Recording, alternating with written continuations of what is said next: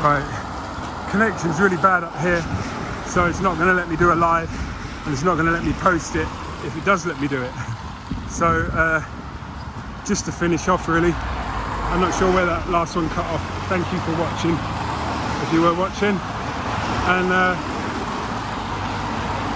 find a couple of little points, really. It's dog kennel lane.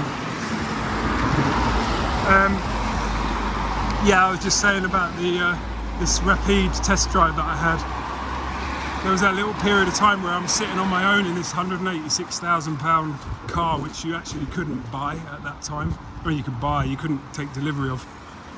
And obviously, they will have taken my photo as I walked into the showroom. They knew who I was. I had my driving license, and I'm not that kind of person anyway. And how far would you get with a car that's probably only, there was probably only 2 or 3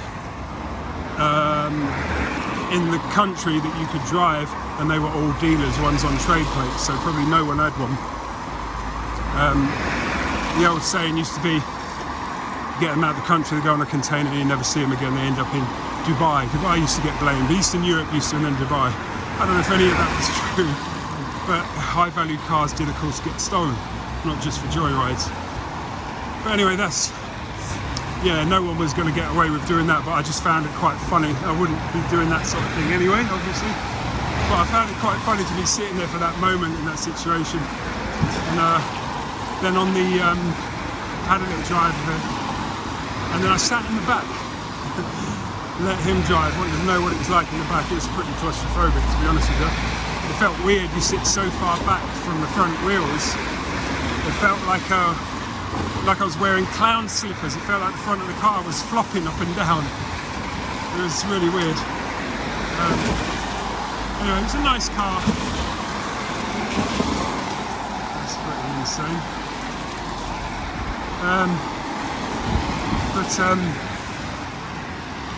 Yeah, I wasn't going to buy it, but I would have bought the Vantage. Normally I like an auto, but I tested a bright yellow convertible. I can't remember if I tested it or not. I tested something. I tested a convertible, and it was really lovely, except for the fact that the clutch was really heavy on it. And that was a real shame, because but as they came down in price, my income dropped commensurately. So in other words, as they were worth less and less, or they cost less and less to buy, I had less and less to spend. And so there you go. Like a footballer who managed to get to the League One playoffs once, although he was on the bench as an unused substitute, as they lost on penalties. And then he went on loan to some non-league club that no one's ever heard of, and got a job as an electrician and got married. And he's divorced now. She married a Premier League footballer. And he has to go around there to pick his kids up on a Sunday. Oh my gosh. Oh dear me. Right. I'm actually not very far from here now. Oh my goodness. Looks like a dog I was in here.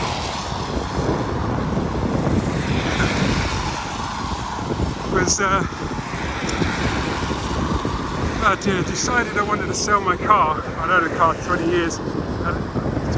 Decided I wanted to sell it. Didn't have any money. I knew what I wanted to buy, and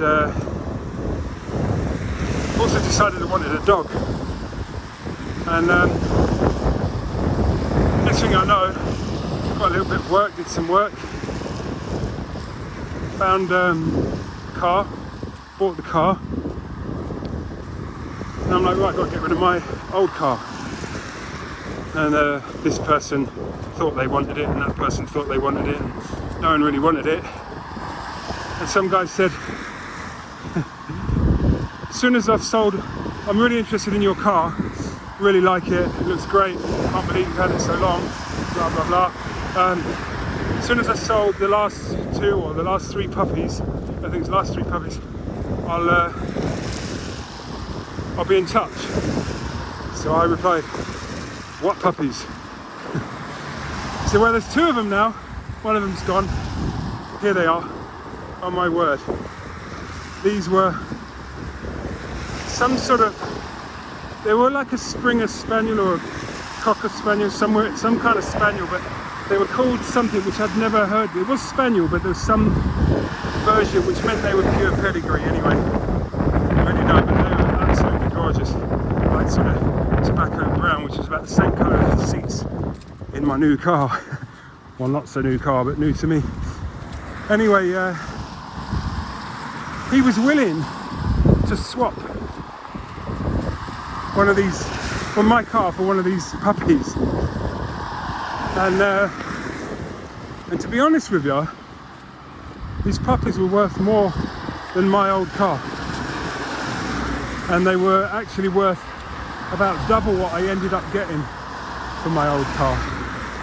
Although that guy did get a bargain, but he's happy, I'm happy. But anyway, the point is I didn't get the dog. And I mean, I am a dog owner, aren't I? Look at me, I'm soaking wet, walking around in the rain when I don't need to be, holding the phone. Just, where's my dog? Anyway, so I think I've realised now I'm probably going to walk all the way back to my car, just to spy these lights. But anyway, yeah, so it's amazing that I did get everything that I asked for, but I actually declined on the dog. I had a friend who may have been interested, not sure, I think she was maybe checking that out. And anyway, then there was one dog and then there were none. But it's just quite funny that, yeah, I want to sell my car and I want a dog. I want to buy a new car. So there's a saying, hitch your wagon to the stars, you know? And of course, to quote the wonderful Meatloaf, 2 out of 3 ain't bad. But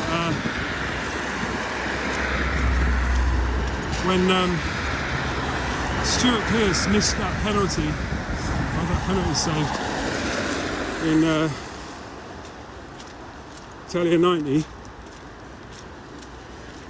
going up to him and saying, oh, well, you made the semi-final, and you got another game, you know, you might get 3rd place. I wouldn't have been wanting to say that to him at any point. I certainly wouldn't have chose that time. And yeah, albeit it's not quite as devastating to not get the puppy. But I think, yeah, right. Hitch your wagon to the stars and find yourself beyond even them. There you go, that's my little improvement to that statement. You know? Reach for the sky. different meaning actually, that's when you're going to get shot. Totally different meaning, depending on the life you've been having, of course, but usually totally different meaning. But reach for the stars and find yourself beyond them. That's better. I like that. That's modified, that one.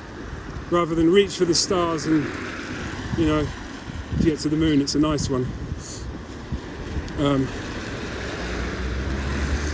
No one ever talks about coming back from the moon, by the way, but I'm sure they had that in mind. It's just as well that they must have stated that very cleanly and very clearly somewhere, because they managed to do it almost every time. You know, want to put a man on the moon. Yeah, I'm bringing back safely. Oh yeah, there. Yeah, sorry, yeah. Good point. Yeah, that too. Okay, well let's just make sure we put as much attention on bringing him back as putting him there. Otherwise, you know, some sort of glorified genocide or something. Low scale, very expensive way of doing it. And you only get to kill a handful. Of course, there are ways you can get paid to kill millions. Maybe there isn't, but one thinks there is. Anyway, so I'm back at my car now.